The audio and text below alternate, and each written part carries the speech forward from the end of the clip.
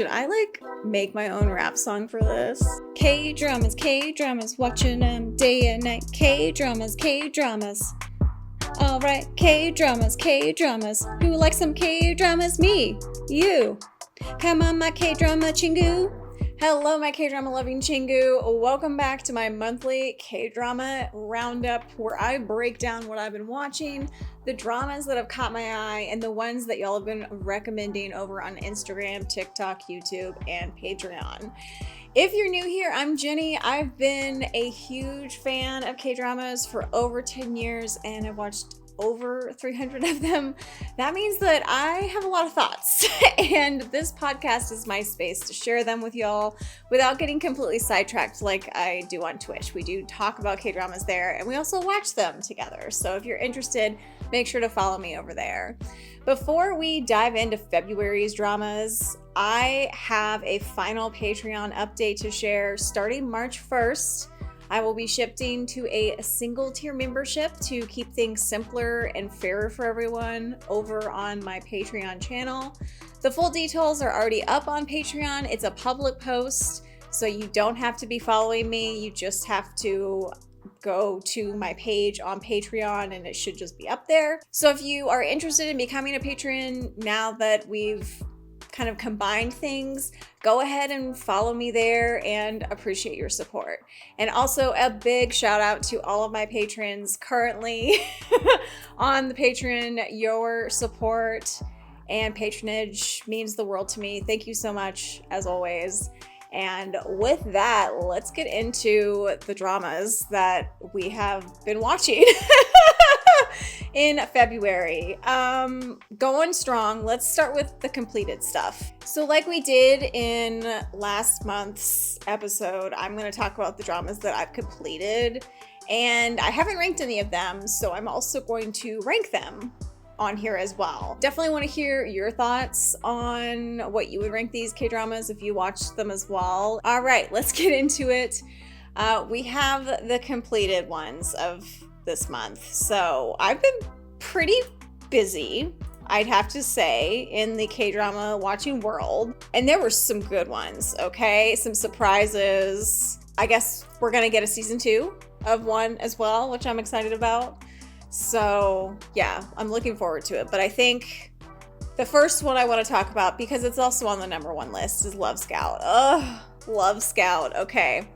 Currently it's ranked at like basically an 8.6. I'm going to actually give this one a 9.5. Probably one of my favorite office romantic life dramas currently. This was a 12 episode one. It aired Friday and Saturday. I just finished it and oh my gosh, like it was a pretty simple storyline. Okay. We can agree with that. But these two actors really made it something else. And I initially wanted to dock at some points because of how it ended. I kind of was wanting a wedding. But then when I think about this precious little girl that is the daughter, I kind of feel like their choice to just be together but still live separately, but we see like a happy ending with everybody together in their own way, and that they're not rushing into marriage. I actually think I loved the messaging to that. You know, it's not disrupting our little girl's life. And now she has kind of a mother figure in Kang Ji-yoon's character. And oh my gosh, I also have to say, I loved our powerful CEO. Like she took the lead, okay? It was kind of like he was the one just like waiting on her, which I really appreciated. I think she even confessed first when she was drunk. But I thought that the chemistry between these two, absolutely fantastic. I also really liked our secondary characters and the backstory with Kim Yoon-hee's character. No, she played Jung Soo-hyun and it was played by Kim Yoon-hee. Sorry. Okay, there we go. The story with the child that she is raising, her son, just heartbreaking.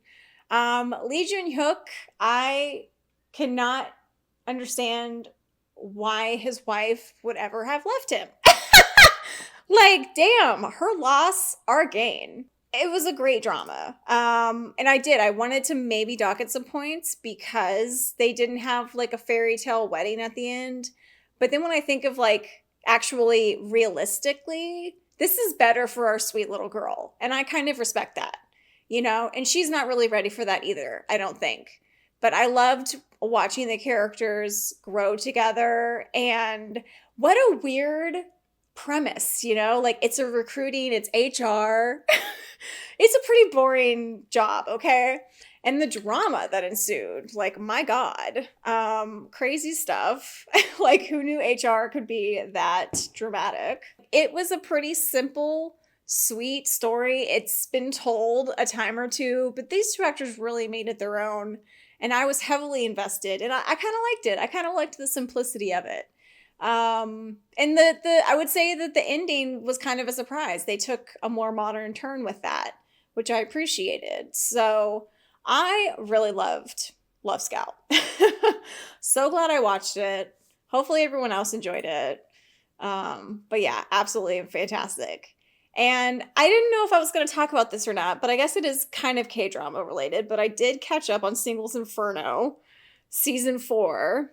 Yeah, it looks like it's rated like around 7. So first and foremost, I am not a huge like dating variety genre watcher, okay? But Singles Inferno I've watched since season 1, and I do get invested in the characters. Lee Xian, I'm so disappointed in her choice. I was not a fan of Yuk Jun Seo. I'm sorry, I'm not. And of course you wouldn't choose the accountant, okay? Was really fun. I loved the main host as always. But yeah, it was stupid. I really liked the other girls. I liked the girl conversations. But yeah, I don't even know what to rank this, to be honest. I'm gonna give it like a 6. Because again, it's not my thing. But I would say it was good entertainment. I definitely like binged it to get caught up. And then, you know, all that ensued. Fun times. Really, truly. I think I would have liked the season better if she really had gone with the other guy. Like, poor girl had 3 guys going after her. Like, heck yeah. Good for her. But our accountant boy, I'm disappointed that she didn't go with him. Like, he's the better choice. Sorry. But I did finish study group. I guess we're getting to season 2. So I'm going to hold some of my negative thoughts. I am going to voice them, but I'm going to hold my full judgment until season 2, which who knows, that might be 2 years from now. We'll have to find out. But the action scenes were fantastic. The emotional scenes were fantastic. The story was fantastic, but also I feel like Cha Woo-min kind of got off easily as the villain.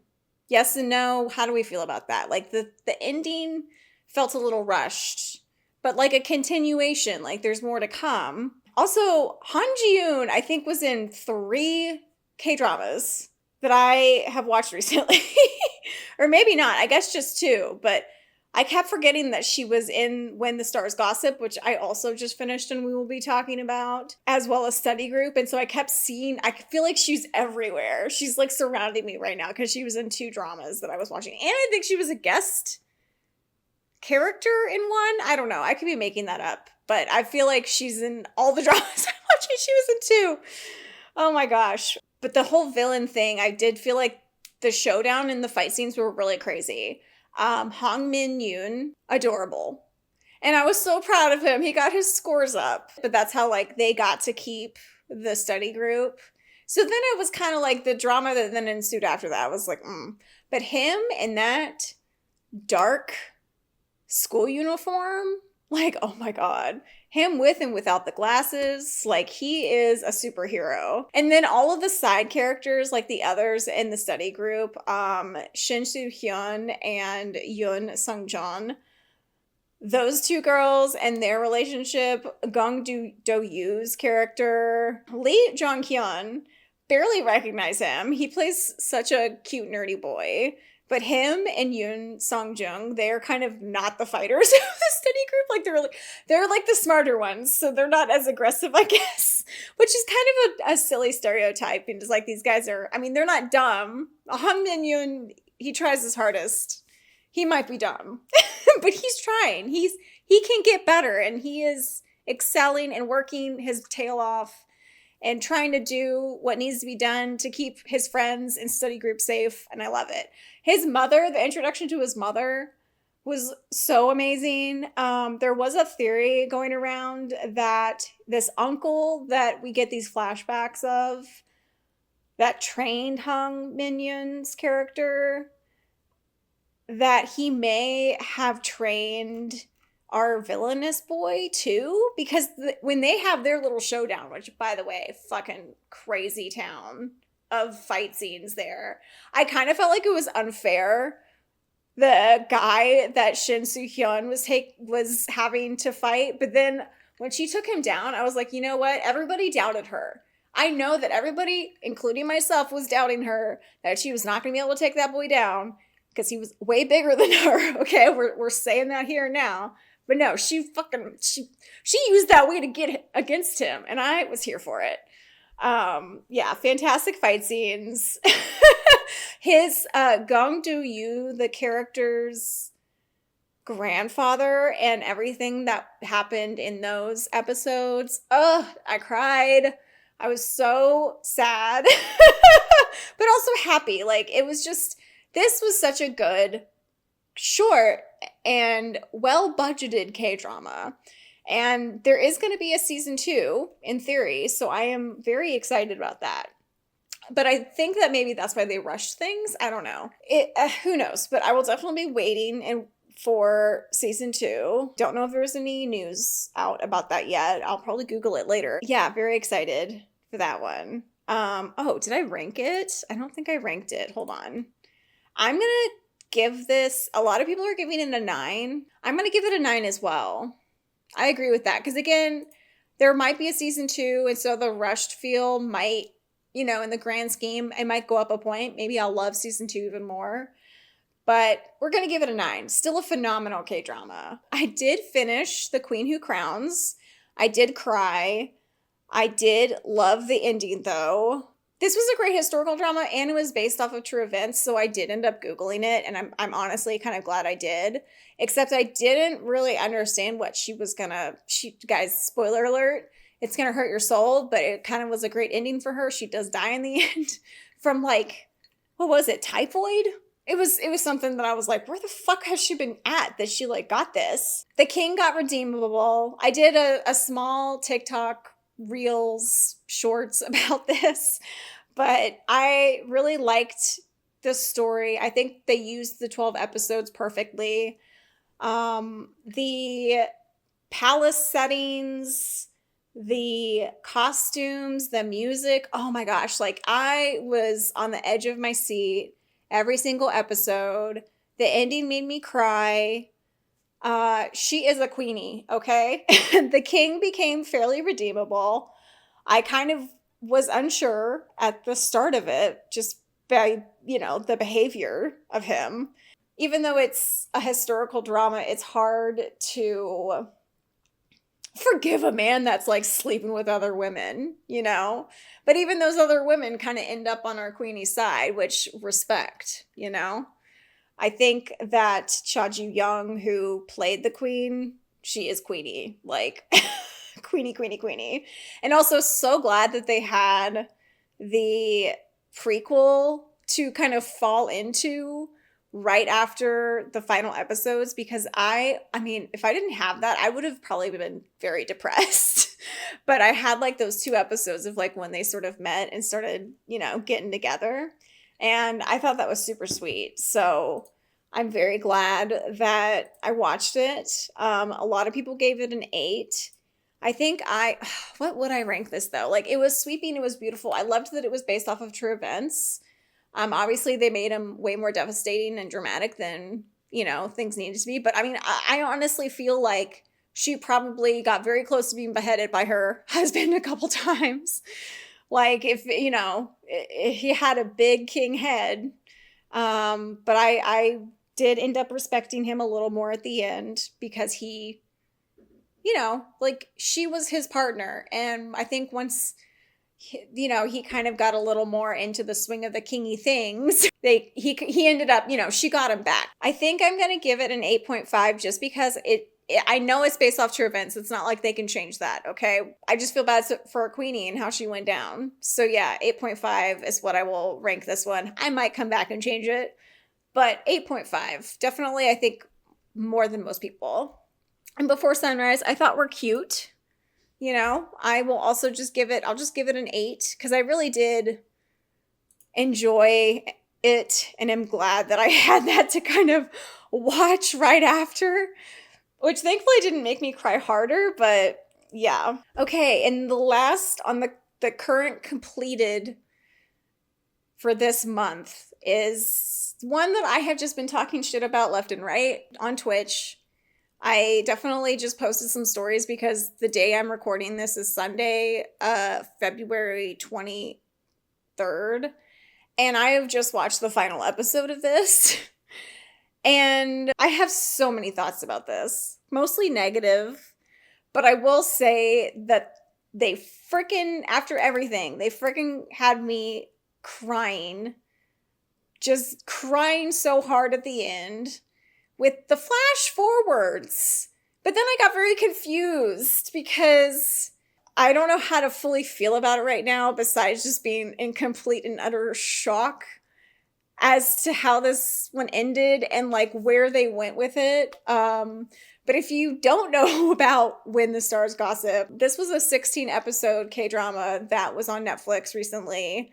And it starred Lee Min-ho and Gong Kyo-jin, who I love. This is like the first K-drama that she has done since returning after, I feel like, being kind of on a hiatus from acting. I think maybe she did say she was going to take a break, but she's back and this was the drama she chose. So it's like, gotta support her for that. It was well acted, okay? Let me say that first and foremost.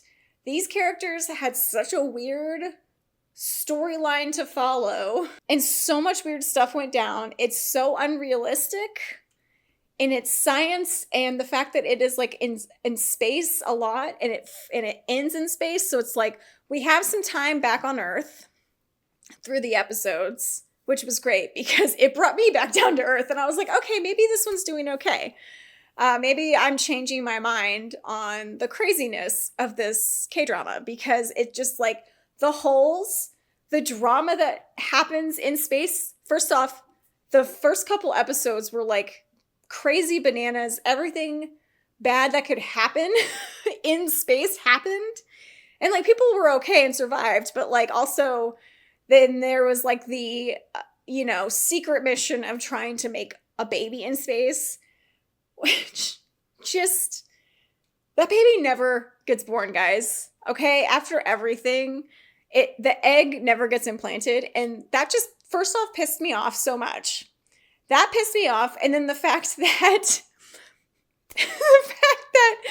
the baby that like was made between real people in space, which also was so fucking unbelievable as well, was then born in space. And it's just like, they foreshadowed everything and I was like, maybe it'll be different. No, it's not different. And so, yeah, crazy times. So I definitely like fucking cried right at the end of this one. Was like, why am I crying? I think it was just well edited, okay? It was a beautiful ending in the grand scheme of things. But it was also really hurting my soul every time we see this little space baby. Yes, there's a space baby, y'all. Spoiler alert. And, which, yeah, this space baby scene at the very end, I don't even know where to begin with those scenes. But it just, it was still very cute. Like, I'm literally crying thinking about it because it's like, you involve a baby. Oh my God. So I think that in the story, the baby does end up back down to Earth somehow. Eve doesn't make it.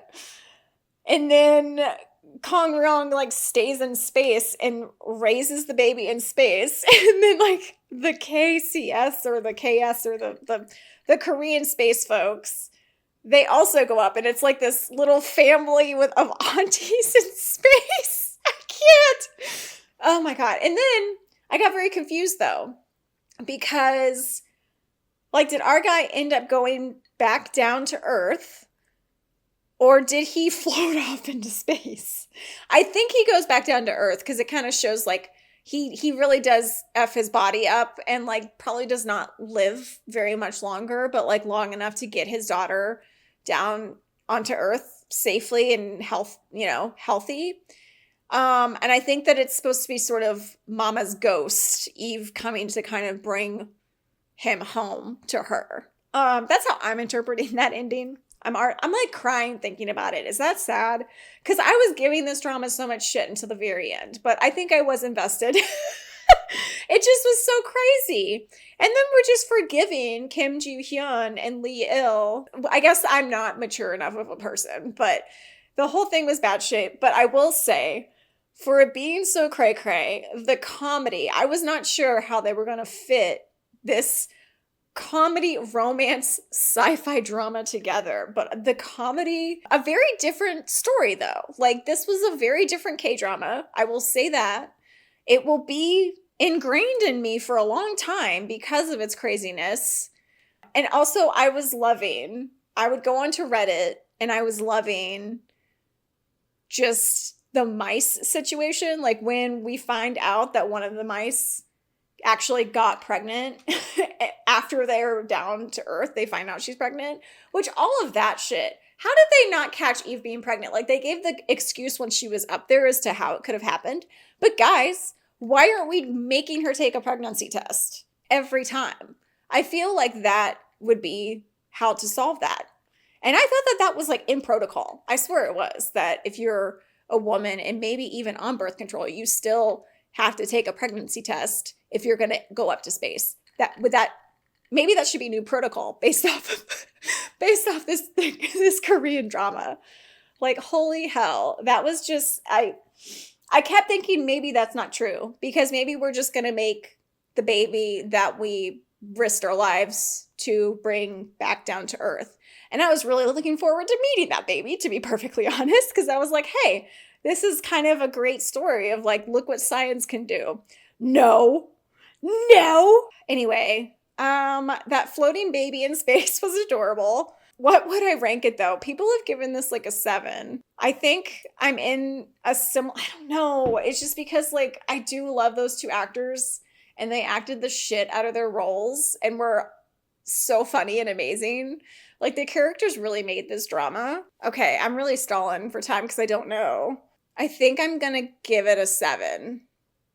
Maybe, you know what, for like, if we're thinking about everything else, like the budget that went behind this and that they made it 16 episodes, like people were banking on this one to be good. And I would say that the special effects and everything were good. So I'm going to up it a point of 7.5. I mean, they gave us a floating baby. Also, I really did enjoy the OST. Like the music is what really got me crying, okay? The editing, the sequencing, the acting occasionally took me out of the craziness and just unrealistic scientifically. That's what we're doing. We're going to give it a 7.5 for that one. Definitely a 7.5. And I think that's all of the completed dramas for February.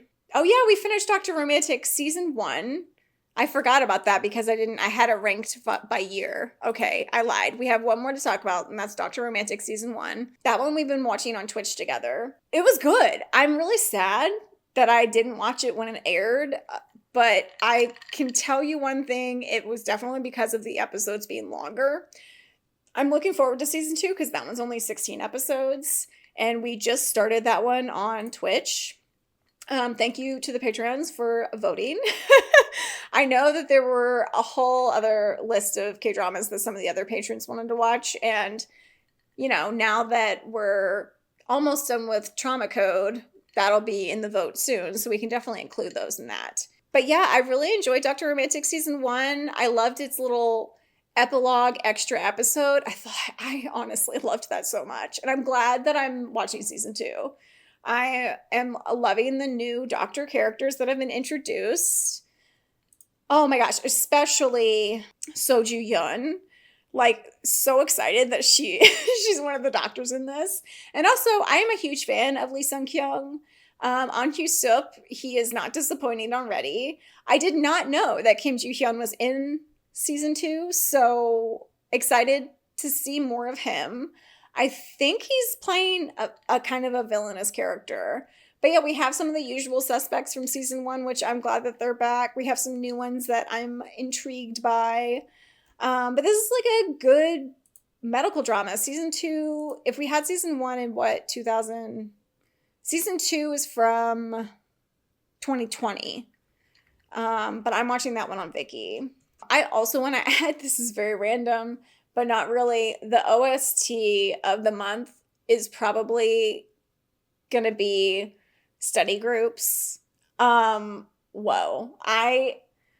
They did not have to go so hard on that intro. And the music choices in that one, so good. Shout out to whoever designed that mix. Okay, so what are we currently watching? Dr. Romantic season 2. We're watching that together on Twitch. If you're not following me there, I definitely suggest you do, and we can, watch season 2 together. I am very close to finishing the Trauma Code Heroes on Call. That one I'm watching as the Patreon exclusive for the stands. And this is, I wouldn't say a different type of drama that I would watch, but there's no romance, which I'm kind of fine with. This one is a 8 episode. You can watch it on Netflix. It's like 15 or older. And it's an action comedy medical drama. It's got Joo Ji-hoon, who I remember from The Hyena. And I don't think I guess he was in Kingdom season 2, but I don't fully remember him. I remember him from Hyena, because boy just gets taken for a fool and still loves the lady, which I'm totally fine with, because she can do no wrong, because she is under the Queen's umbrella actress. Oh, okay, so yeah, Joo Ji-hoon, Chu Young-woo, and Hanyang as Gangster, our little nurse, and he's like a younger doctor. All of the side characters are great too. But yeah, such a kind of very dark but funny medical drama. Very bloody though. Watch out. It is full medical. And, Joo Ji-hoon's character, it's like, is he being real? Is he, when he's like saying these heartfelt things, or no, he's just trying to get a budget. Episode 5, I think by far has been the most traumatic, because that one involves like a 60-car pileup. And yeah, it's bananas. But a good K-drama, and I'm glad that I'm watching it. But yeah, if you want to experience those reactions of mine, they are up on the Patreon. So yeah, I will be watching the next 2 ones, and a vote will be coming out soon, I'm sure. And then The Witch, which I have watched episode 3, but episode 4 I have not, because I am here recording right now. This is a currently airing drama. It's going to be 10 episodes, Saturday, Sunday. I'm watching it on Viki. Definitely wanted to watch it because it has Park Jin-young. I am a fan of his. It also has Roy Jung-yu, who I really haven't watched anything she has been in besides Our Beloved Summer. I will say this was one that you definitely have to watch both episodes to know if you're going to watch it or not, because episode 1 was just bland, I would say. I mean, I really was not invested until we got to episode 2 and heard the side of Roy Jung-yu's character, because yeah, it's tragic and sad. This is supposed to be a mystery romance drama, and am I interested or not? I can't tell, because also the first episode, this is what gave me just an ick. I don't know exactly why it gave me an ick, but it gave me an ick is because the character played by Park Jin-young in this one, he's basically like he's a statistics guy, okay? And we're introduced to him when he's doing data mining, people research for this casino. And I don't know what it was, but the minute he said that his job is data mining later on, I'm like, ew. He goes to school for statistics to try and prove that she's not the cause of just a bunch of random deaths of specifically guys in their school when they're young. And like they run her off because they're like, anyone that goes near her keeps dying. I don't know how I feel yet, because also some very tragic stuff is already going down with Jung Hee-jin, who plays the mother of Park Jin-young's character. And the fact that she was cruel to her and is now suffering some pretty devastating medical issues makes me very paranoid. And I also loved that, you know, when Park Jin-young goes to school and his first thesis that he presents kind of trying to prove that she's not at the epicenter of these deaths, the teacher's like, no, you need to answer these questions. And as he like does further research and a deeper dive into surrounding things that he needed to do, it goes back to it. She is the correlation. And he's just like, God damn, you know, he's so devastated.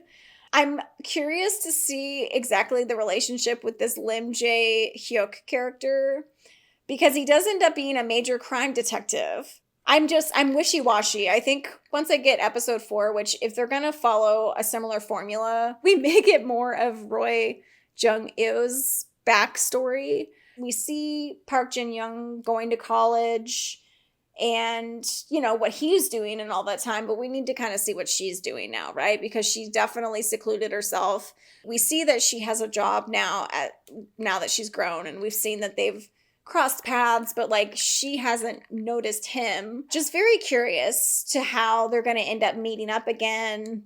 I just feel like I'm worried because it's 10 episodes and things don't feel like they're developing fast enough for 10 episodes, but maybe it'll really pick up the pace. And I will like it, but I'm really unsure as to how I feel about this one. But it's only 10 episodes, so it can't be terrible. I'm also excited to learn more and see more of Roy Jung-yu. I think so far, so good. I don't have anything bad to say about her or her character, besides I feel really bad. And I really hope I don't cry a bunch, but who knows? So in regards to what I'm going to watch next, I am not sure. There's a lot of good ones out there. There's Mellow Movie that I still haven't watched. My Dearest Nemesis, I definitely want to watch, but I think I'm going to put these on like a final vote list before I watch them, just because that's coming out. The Good Man doesn't have any dates, but I came across this when I was searching Lee Sung-kyung, and apparently that's going to be coming out with Lee Dong-wook. Heck yeah. And Ryo Hyo-young. Sorry, I'm butchering everybody's names. I don't know when that's coming out, but I'm looking forward to that. Oh, another K-drama that I completed did I talk about it? I don't even think I did. How did I miss that? I guess because it was an older one. Oh my gosh. Okay, I totally forgot. I did start and finish Check in Hanyang finally, and need to rate that one. Wow. Okay, well, we caught it. That's what's important. This was a 16-episode K-drama. It had all of my favorite people. It has Bae Eun-hyuk in it. It's got Kim Ji-eun, who she is just coming off of Love Next Door. And her character in that was like so funny. And then it had Jung Gun-ju, who he just always is so cute in historical garb. I loved him in the Super Romantic Guest House. So it kind of felt like he was playing a similar character until the end. They really gave him a pretty big story arc at the end of this one. I went in kind of blind as to what the drama was about. I just knew it was a historical romance. And the setting and backstory of the characters are insane. I was kind of thinking in the middle of the K-drama, or actually more towards the end, that Bae Eun-hyuk character, that I was worried that Bae Eun-hyuk, his character, was going to just be a real wussy. He did not become a wussy. He really held his own, especially with Kim Ji-eun. The loyalty that this girl got, I think she deserved it. I think her character was really great, and they didn't make her too sad and sappy, which I appreciated. You know, she was really strong. The fact that her character could never really live as a woman, I think, really impacted that character. And I did appreciate, though, that at the very end, she did get to kind of come out as a woman. I feel really bad for Jung Gun-ju's character. I had some major second lead syndrome in this one. And, oh yeah, Park Jae-chon is in this. I barely recognize him with his pink hair in the photo. But he plays Go Soo-ra. I think he was really loyal. I really liked his character, but he was not as important as these two boys. Bae Yoon-hyuk, Jung Gun-ju acted the crap out of their characters. I loved the ending of this one. I think it was a great 16-episode K-drama. I also just really love historical dramas like this. The woman that played the innkeeper, or the master innkeeper, she is absolutely beautiful, and it was just great to see her in this one. I'm actually going to give this one a 8, just because it was a little longer. The budget, like if I were going to compare to like Study Group and those that I was like watching currently with, I'm going to give it an 8. Because I really, I really loved Jung Gun-ju's character, and like his character arc. I was really scared that he was going to go fully evil. He doesn't. But I feel so bad for him. And frankly, I mean, I don't know. I feel like we could have had a love triangle forever. I'd be open to it. But yeah, I can't believe I almost forgot about Check and Hanyang. I'm glad I caught that. So like upcoming ones, the Nemesis, My Dearest Nemesis, looked really interesting.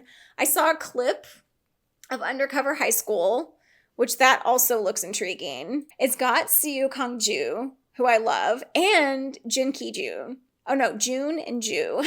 But what did I see her in? I know I remember her from The Secret Life of My Secretary. Oh yeah, she was in From Now On Showtime, My Perfect Stranger. It looks very fun, except for the fact that in the clip he's about to punch his teacher because he's like an undercover student. But, you know, I feel like it's time for a cop drama. So that's definitely one that I am interested in starting. Don't know anything about Buried Hearts. Oh, yeah, but When Life Gives You Tangerine. I'm going to put this on my plan to watch, but it's going to be tough because this era, like the 1950s, those dramas are so dangerous to watch because they're never a happy ending. It says Jeju Uprising. Oh no. I do think it looks really cute. It's got IU in it. It's got Park Go. It's got Park Bo Gum. And these little children actors look super cute. I'm interested in watching this one. It looks like it's coming out in March. So, you know, I don't think it'll be in time for the vote. It might be. We'll have to see. But it looks cute. I remember watching the trailer, and yeah, I am looking forward to that. Also because he was so good in Family by Choice. He played, you know, the other brother-like character, and I loved his little romance that happened. I wanted more of him, so very excited. I just saw The Potato Lab on Netflix. It looks so stupid. But I might watch it for its wackiness. I mean, the fact that it's like involving potatoes.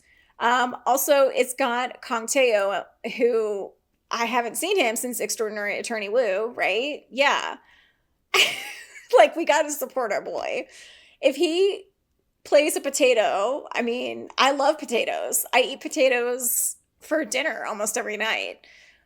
I might watch this for the potatoes. But it looks very interesting. It also has Lee Sun-bin in it, who looks familiar, but I don't know what I've watched her in. It looks like she's done guest roles in K-dramas I've watched, but I don't see one that I'm like, oh yeah, I remember her in that. So she's kind of new to me.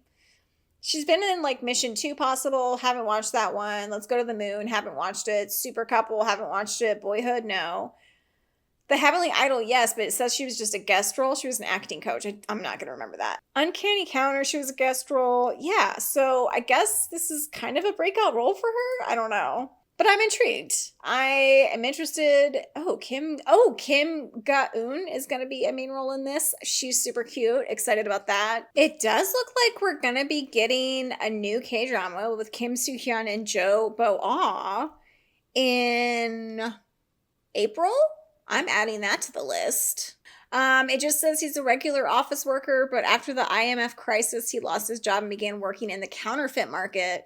He begins to work as the vice chairman of a counterfeit producing company and grows the company into one of the largest counterfeiters in the world. Damn. Okay, so he's kind of comedy crime drama. That sounds fun.